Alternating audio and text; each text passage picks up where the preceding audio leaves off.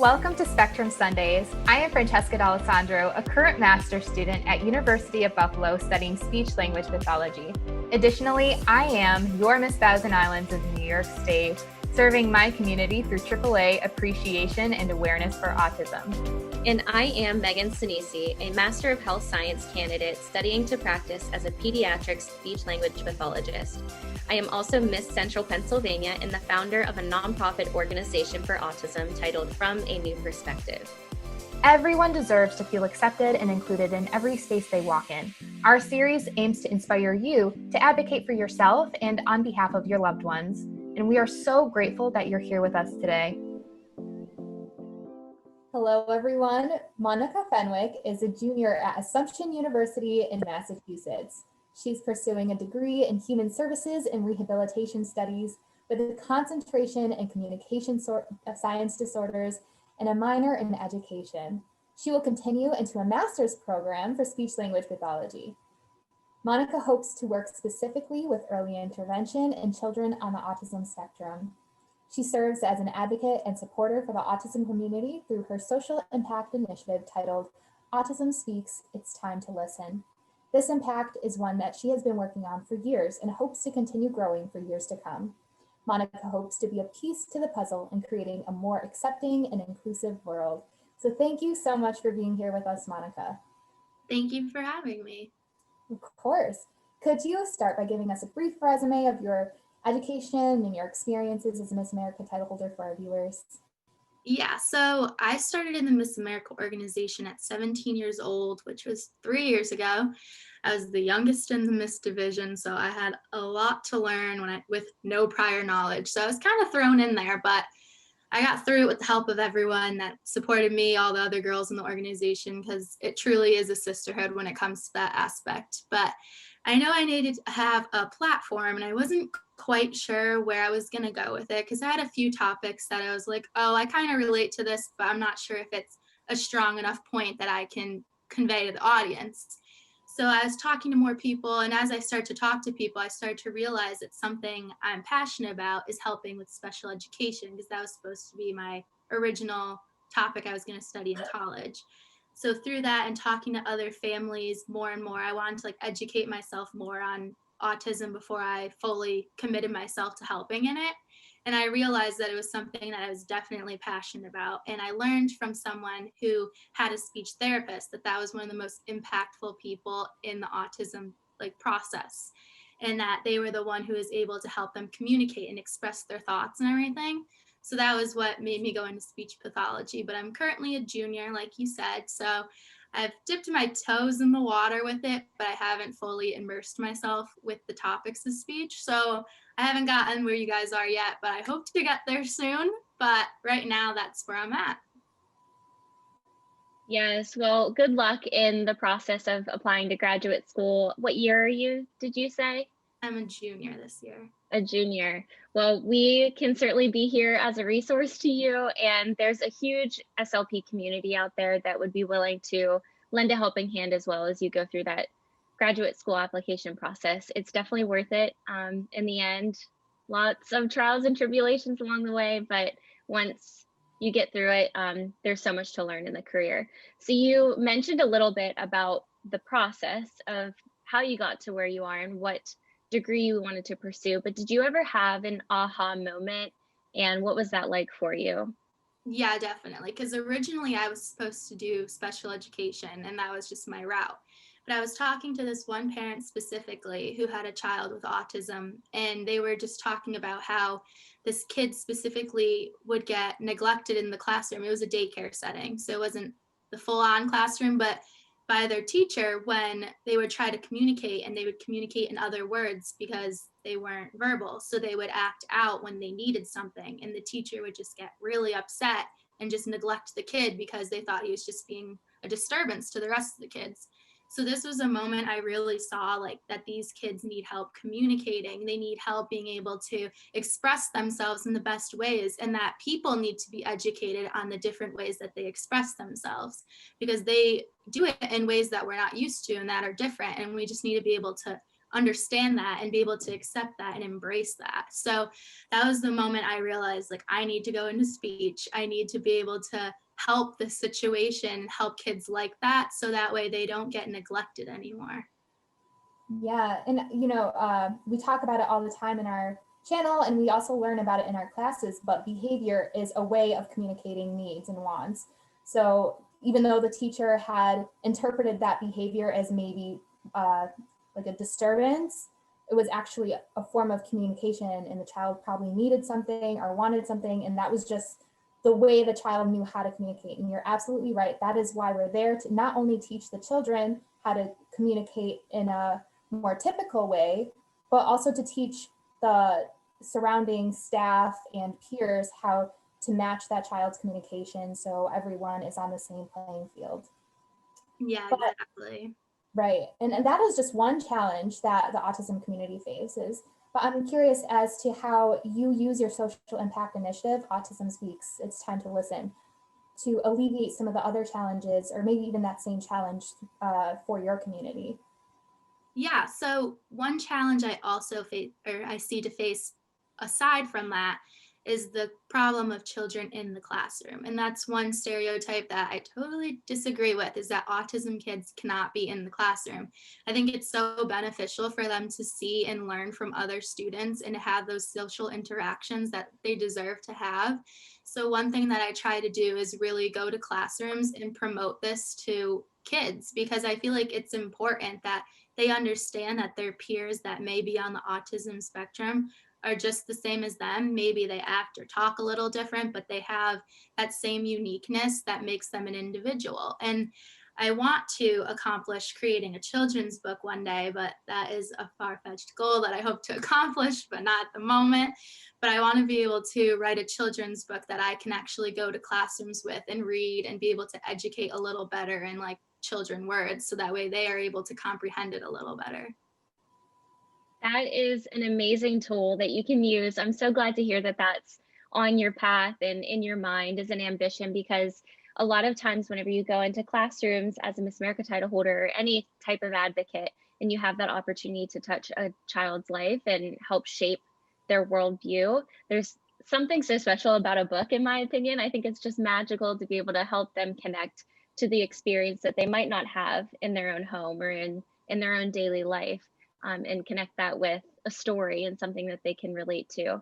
And I think you mentioned something that's really important about getting to the children that are so young and they're in those formative years, and helping them, guide them to the thinking that being unique is okay, and being unique is something to celebrate. And that's something that can go with them for the rest of their life. That's beautiful. So as you know, education and awareness is key to understanding different perspectives about autism. Here on Spectrum Sundays, we also feel that it's most important to build a stronger community that embraces diversity through acceptance. So if you could give any advice to your viewers about how to practice acceptance and celebrate diversity, what would that be?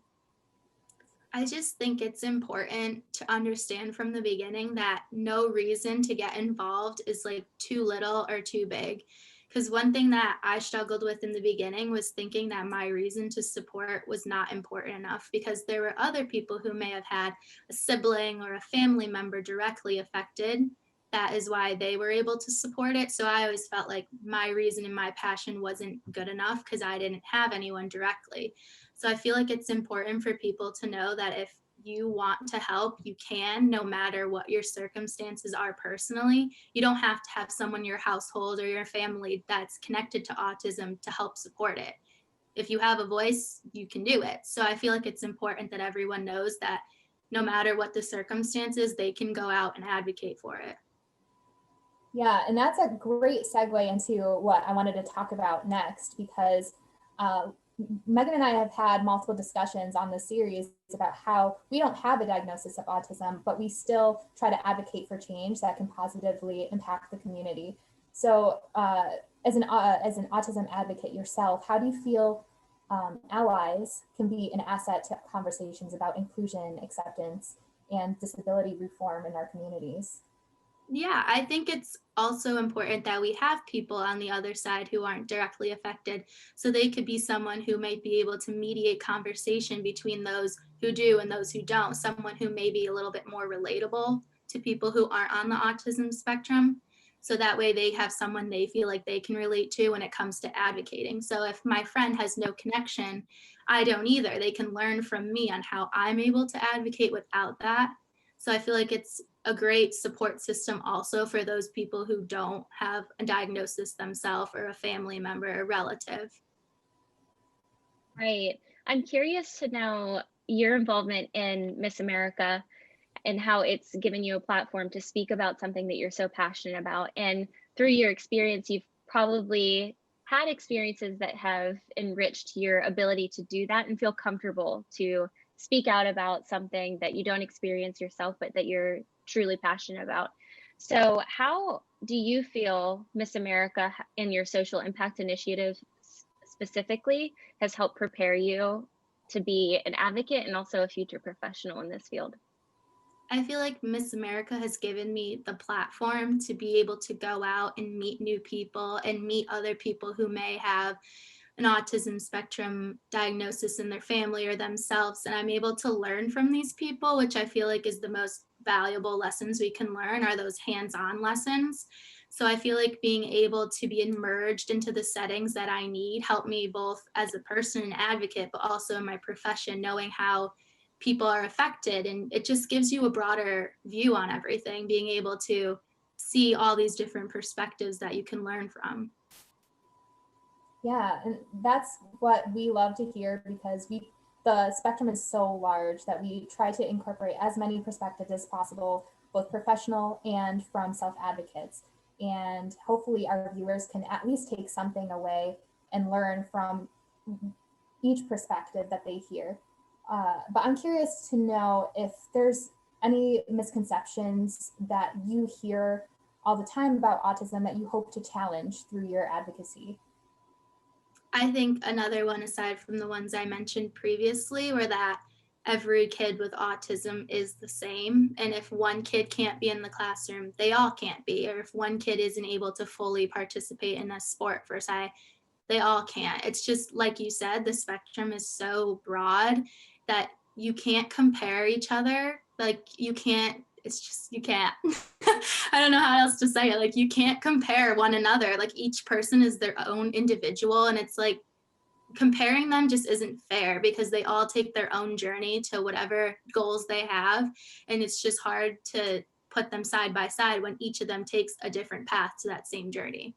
So I feel like that's just one misconception alongside the others that I feel like is just something that needs to be worked on. And we should accept that everyone is like their own individual self. And I feel like we have to celebrate that. Exactly. And autism is really just a natural uniqueness, a natural um, neurodiversity of the brain. And if you look at any person, every person has strengths and weaknesses. And that's no different for a person with autism as well. So, going off of this idea of how every person should be treated fairly and equally and have equal opportunity to succeed and to pursue whatever it is that their potential has in store for them. Um, Obviously, changing society as a whole is a lofty goal, but what is something that you feel needs to change in society for individuals with autism to meet that standard of being able to meet their full potential? Yeah, I just feel like it's more of an educational thing that I feel like students should be learning from a young age, not the kids on the autism spectrum, but like other students in the school system. Like maybe be more aware of people who are different than them and be able to educate them on these topics. So when they are in a classroom with a child with autism, they know how to treat each other fairly and respectfully. I just feel like it all goes back to that ground raising of like how things begin. And I think it's important that we educate from the beginning. That way, when children are faced with a circumstance where they see someone who is different than them, they know how to be a good friend, how to be a good supporter. Like it's just back to those morals of just teaching them how to embrace others and how to embrace differences. Yeah, and earlier we talked about, or you quoted, if you've met one person with autism, you've met everyone with autism, but there's also the quote, if you met one person with autism, you've met one person with autism. So if if we want to advocate for more inclusion and acceptance for individualization within the autism spectrum, what are some tips or advice that you could give to your peers or even young students and children to create that level of acceptance and individualization within the autism community? Yeah, I think it just goes back to understanding that everyone is different and being able to acknowledge that. I think some tips that we could use are just putting yourself in their shoes and how would you want to be treated. I know that's you hear that everywhere, but it's so true that, like, how would you want to be treated if you were that kid on the other side? I feel like people are always one view minded and they always focus on like how their life is and what they want like in that moment, but they never see the other side of the situation. So I feel like it's important that we put ourselves in their shoes and like understand how we would feel in that scenario, because then you would realize how you would want to treat that person. Right. I have two questions to follow up with that. And it kind of goes back to thinking about your background and how you arrived at this social impact initiative. And I'm curious if you had an evolution of ideas and perspectives, or if you still think the way you did at the very beginning of your advocacy and how that has evolved over time. Yeah, that's a great question. I feel like how I thought hasn't necessarily changed, because I knew from the beginning I wanted to advocate, like help as many ways as I possibly can. But I feel like my knowledge has spread so much that I've learned of certain areas I want to advocate more for. So in the beginning, it was just, I want to help with autism.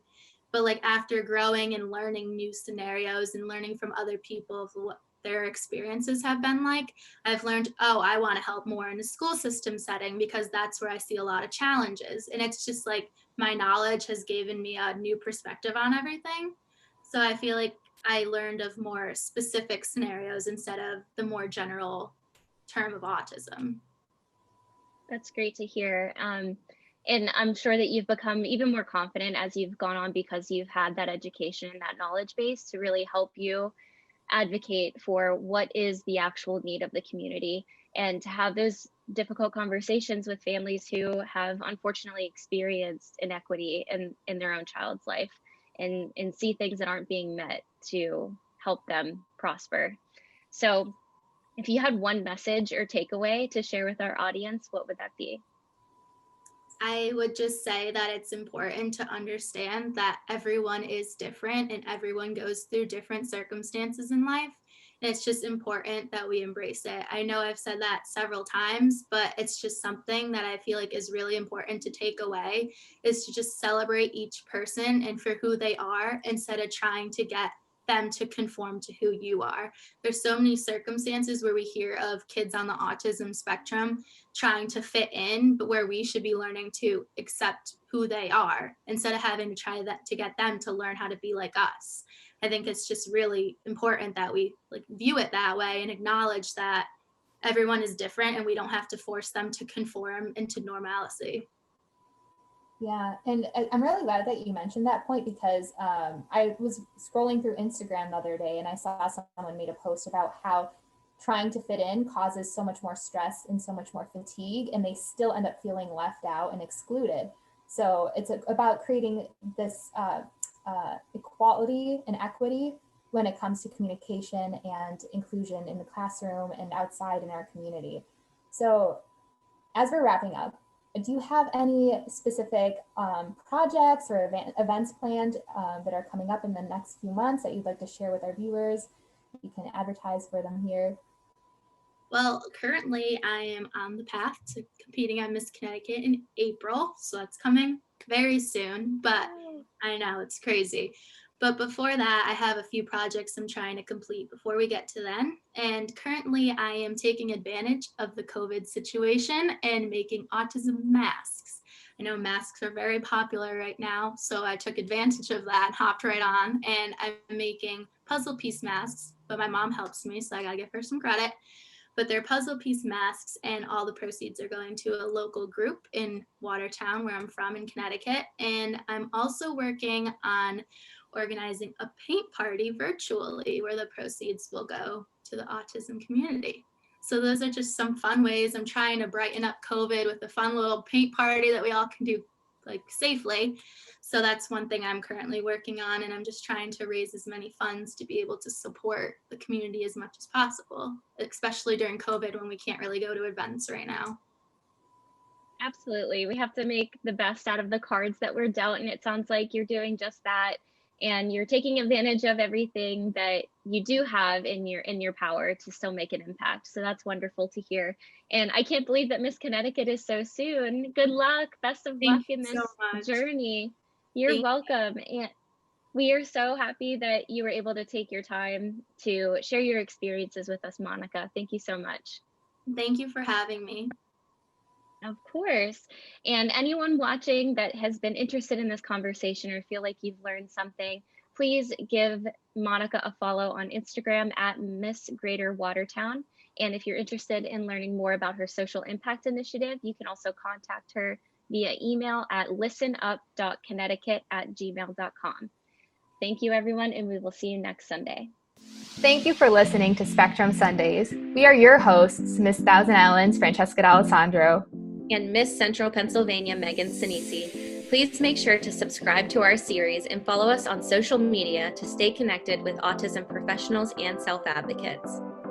And remember, true impact is accomplished through active listening and exploring the world through a variety of perspectives.